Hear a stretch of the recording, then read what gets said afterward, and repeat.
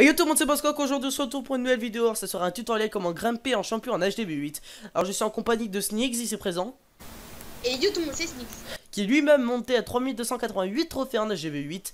Alors en champion en HDB8 vous débloquez les 2000 gemmes, ce qui est quand même pas négligeable, qui vous permet à la fois de débloquer la 5ème cabane, ou alors tout simplement d'avoir 2000 gemmes pour vous aider à gemmer des troupes ou autre chose. C'est vous qui choisissez ce que vous faites avec vos gemmes.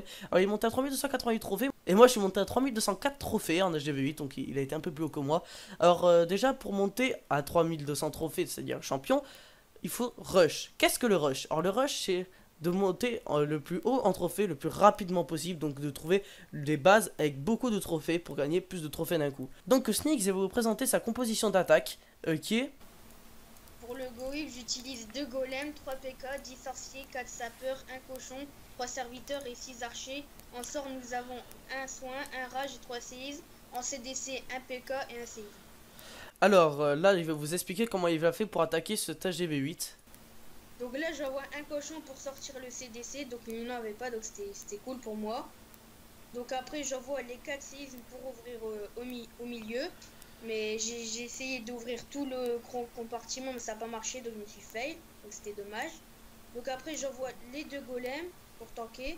J'envoie une belle ligne de sorciers derrière. Après, j'envoie les 4 sapeurs pour ouvrir. Après, dès que c'est bien cligné autour pour pas que ça tourne, j'envoie les 4 PK. Après, dès que ça rentre un peu plus au centre, je vais envoyer un rage pour... ça fait un gros carnage. Donc là, voilà.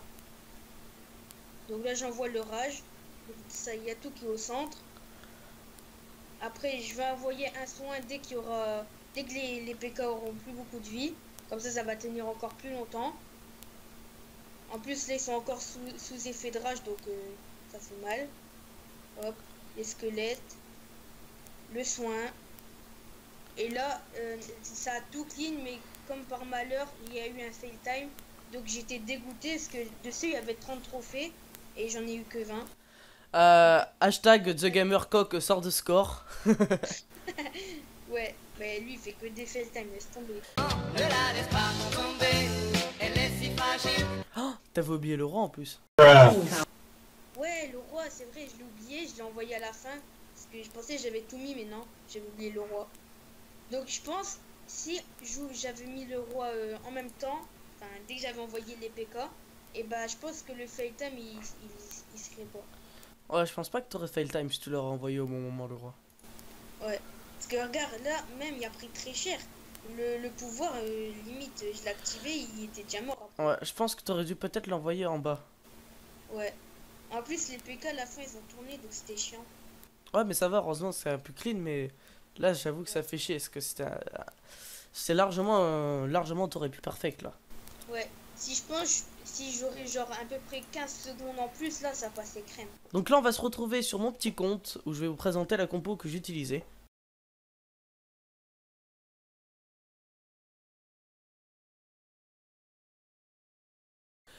Donc on se retrouve sur le contenu 33, donc voilà, je vais vous présenter mon attaque. Donc je me suis fail, malgré un beau déploiement des sorciers, un beau funnel, un beau clean et tout, avec les sorciers, j'ai vraiment bien réussi. J'ai très bien posé mes sapeurs, regardez, j'ai mis ce clic, un sapeur, regardez. J'en ai mis ce clic 2 du moins, mais heureusement ils ont été assez rapides pour taper. J'ai eu de la chance que je voulais en mettre que un et à la fin il y en a 2 qui sont posés et j'ai failli me fail.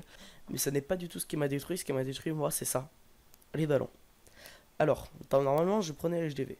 Mais là, les ballons, ça vous détruit tout simplement.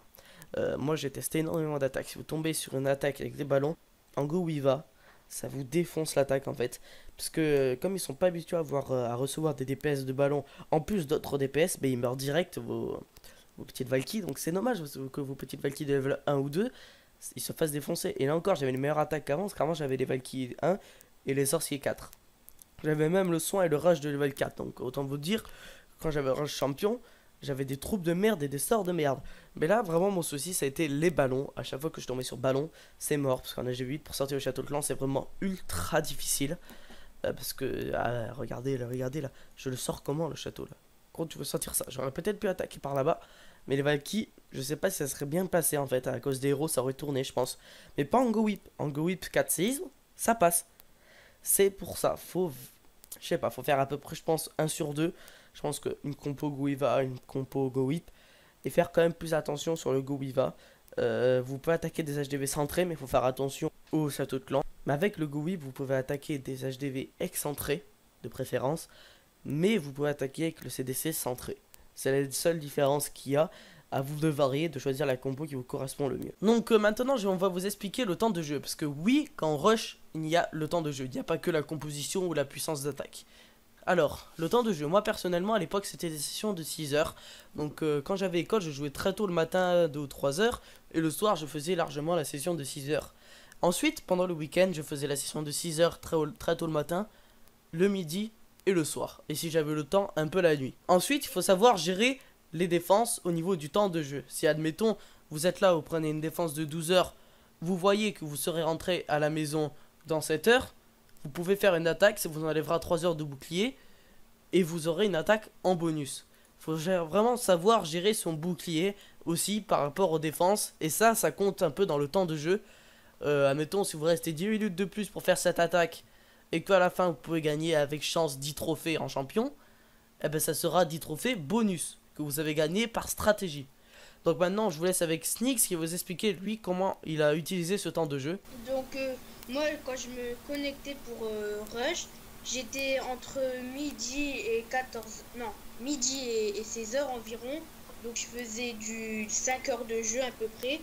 Donc je me connectais souvent, je rushais. Après je faisais une petite pause, une grande pause. Après, je reprenais de environ 18 heures à, je sais pas, 23 heures. Après, je continuais à rush. Et quand il y avait personne la nuit de connecter ou quoi, je demandais dans le général des troupes. Et ça, c'est très pratique quand personne n'est connecté pour en recevoir et continuer à rush.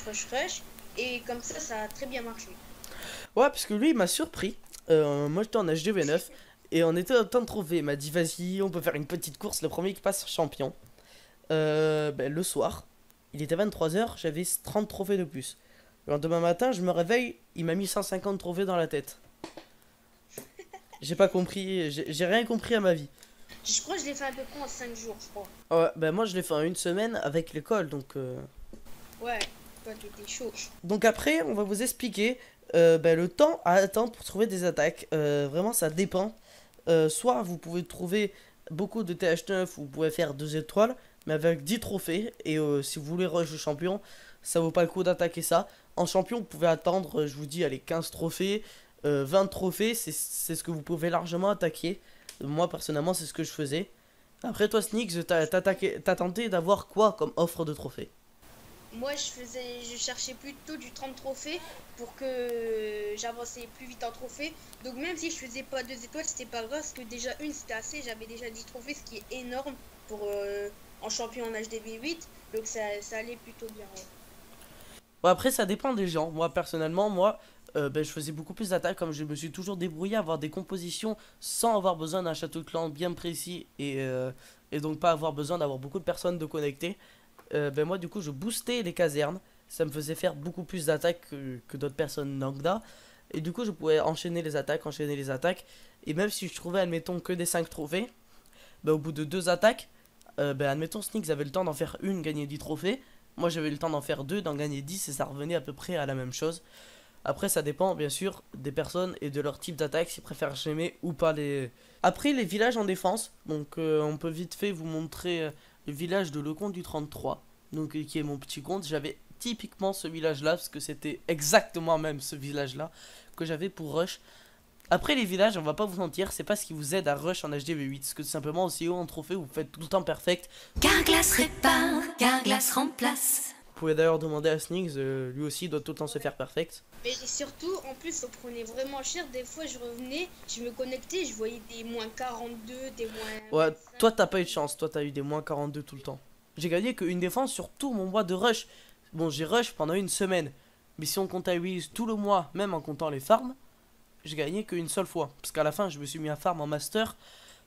Puis du coup, ça fait que c'était un peu les mêmes attaques qu'on se prenait qu'en champion. Ou que pendant le rush. Et du coup, ça prouve que le village sert pas beaucoup. Soit vous tentez, vous êtes dans la catégorie l'HDV au centre. Vous espérez que ça soit un HDV 7 ou en dessous qui vous attaque et qui se fail. Soit vous mettez l'HDV à côté. Et là, vous espérez que ce soit un HDV 9 qui vous fail et qui vous fasse que 2 étoiles au lieu de 3. Toi, personnellement, toi, t'étais en anti 3 ou en anti HDV, anti 2? Moi j'étais en. Enfin, j'avais mon village normal quoi. C'était pas l'anti 3 ou l'anti 2. Ouais, moi, j'avais aussi un anti 2. Parce que en principe, j'avais même pas un village hybride. Parce que là, là je l'ai modifié en version hybride sur le con. Mais c'est la forme, les défenses antiaériennes. Tout ce qui est au nord, c'est pareil. Après, en bas, j'ai échangé ça avec ça. Voilà, je vous montre là ce que j'ai changé de place. Après, voilà, j'ai modifié ça. Donc maintenant, vous pouvez penser à vous abonner. Ça serait vraiment cool pour moi. Je vous conseille aussi d'aller voir la chaîne du poteau The Gamer Coq. Allez, pensez à vous abonner. Et ciao tout le monde!